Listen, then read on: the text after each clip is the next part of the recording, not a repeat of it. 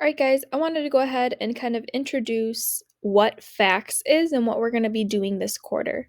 And so FACS actually stands for Family and Consumer Science. And that's basically this big overarching term that encompasses a lot of different areas of your life. And so some things that we'll cover in FACS is foods, which is probably the most common and the one that you've heard of the most. So we'll be talking about how to make food, the different safety and sanitation practices that go with it, and all that stuff. It also covers interior design, which is something that people don't really think about too much. Also, clothing design and clothing construction, so how to make clothing and sewing, clothing care, so how to wash your clothes the correct way, how to take care of them, how to treat stains. It also talks about finances, taxes, budgeting, how to fill out a job application or how to, do career searching based on your interests and your strengths. It also covers child development, and different like lifespan development, so the different stages that humans go through, and all that kind of life skills topics. And so I hope that is what you will get from this class, is some life skills at the end. Oh, it's not clicking. There it goes. So class expectations. This is for our virtual classroom, but it would also, apply to our physical classroom as well. So when you come to class, you need to be ready, responsible, and respectful. And those three probably sound familiar to you, because they are the royal way. And so that applies to our school, and it also applies to our classroom space. I'm also going to need you to try your best. And I do recognize that some of you guys come from different backgrounds, and so you have different levels of knowledge pertaining to how to make food, or how to wash your clothes. And so some people come in and they're like, I've been baking with my grandma for years, I know how to do this. Whereas others come in and they're like, I think I just have really made box mac and cheese. Like, I don't have a lot of experience. And so I'm hoping that this class will allow you to learn. And I just want you to try your best, because I do realize that some of us are coming from different areas of expertise. And you also need to be an advocate for yourself. So this means I'm not really going to be able to see you as much as I would as in the classroom. So I do have daily check-ins where we're going to cover some content and have time to answer questions. But for the most part, when you guys are working on your assignments, I'm not going to be able to see your facial expressions to know whether or not that you're grasping the content or not. And so you need to be an advocate for yourself and ask questions when you have questions. Ask for clarification if you're confused. Because sometimes if you wait until the last second and you're like, this didn't make sense to me, I don't know what to do, it might be too late. And so if you ask me right away and we get that stuff figured out, it's going to be a lot easier for you to move on to the next unit or to move on to the next thing. You're going to understand the content more. So please ask those questions when you have them. Here are some Bitmojis. It's a weird quarter. It's a weird time. It's a weird school year. So just stay healthy, helpful, and calm. I know sometimes you might be feeling anxious or you might be feeling worried, and just know that we're all in this together. We're gonna figure it out, and it's gonna be okay. At the end of the day, we're gonna be all right. But if you do need to reach out to somebody, just to talk about things, I can be that person for you. Another thing you need to do is wash your hands. And you might be thinking, Miss Elson-Peter, I wash my hands all the time, like it's no big deal. Or you might be thinking, oh, you're just putting this on here because of COVID. And you should wash your hands because it helps to prevent illnesses. But you also should wash your hands when you're cooking food. And so in FACS, washing your hands has always been something that's super important because you are making food that people will be putting in their mouths and consuming. They can get sick if you don't wash your hands. So washing your hands is very important. And then I also have this lovely Bitmoji in the laptop because that's kind of going to be me for you this quarter. All right, we have some Google Meet expectations. First one, you need to attend Google Meets daily. I sent you an email that links our Google Meet to your Google Calendar.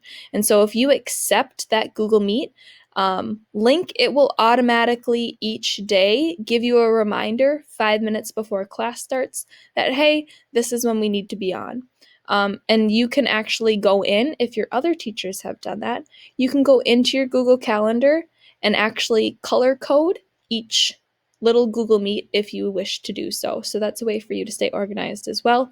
I know I've done that for each of my classes, gone in just to make sure, all right, 4th hour is green, 5th hour is purple, whatever it may be. So attend Google Meets daily.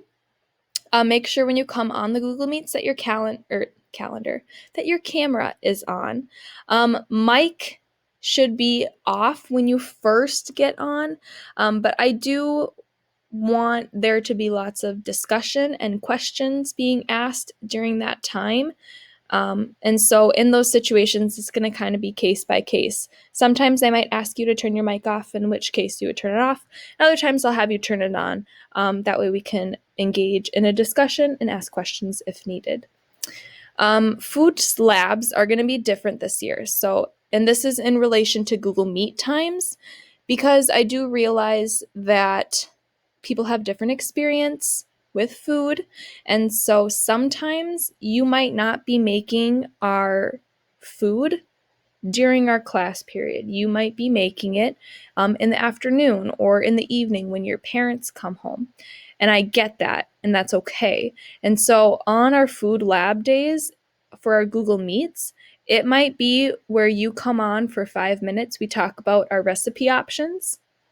Then we talk about, what kind of tools we're going to need to make those recipes, and answer any questions you have about that. And then the rest of the time would be yours to work on what you need to do. So whether that's maybe you do make the food during the day, if you've talked with your parents and that sounds great, you can make it then, or use that time then in the evening to complete that. So that's just going to look a little bit different. And then I will have open office hours on Fridays. I call them Open Fridays. And it's going to be from 1:30 to 2 p.m. And that is a time for you to come on and ask questions. It is not required. However, on Fridays, as you go through the work or thinking about the past week we just had, if you have questions or if you have concerns, please come to that Google Meet. Please do not send a bunch of emails on Friday. Come to that Google Meet. We can get it figured out. So that is a time to get some stuff done as well. Next, we have Schoology. And so I need you to check Schoology daily as well. If you have not yet, you will see our daily agenda or a daily slideshow that is linked at the top of our Schoology page. Each day, I will actually go in and link the assignments to that slideshow so that you can just click on it and it will take you straight to that assignment. You are also obviously allowed to go into each folder and figure out what you need to do for that day as well. But I also thought it might be easier to just kind of insert those things in there. Our Schoology page is organized by week, and then within each week folder, you will have a day folder. And so let's say 1 week we don't have school on Thursday or Friday, you will not find a Thursday or Friday folder within that week folder. So that's how it's organized. For Schoology, I need you to use your time wisely. I give you enough time to complete assignments during our class period. And so even if you were in person with me, I would provide you time to complete the work during that. And so you need to use that time, because if you don't use that time, then obviously it will become homework.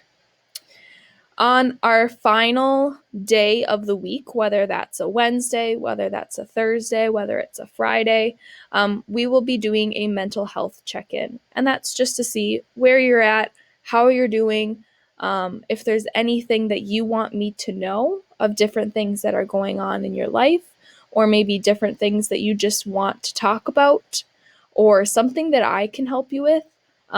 That's kind of what that time is going to be used for.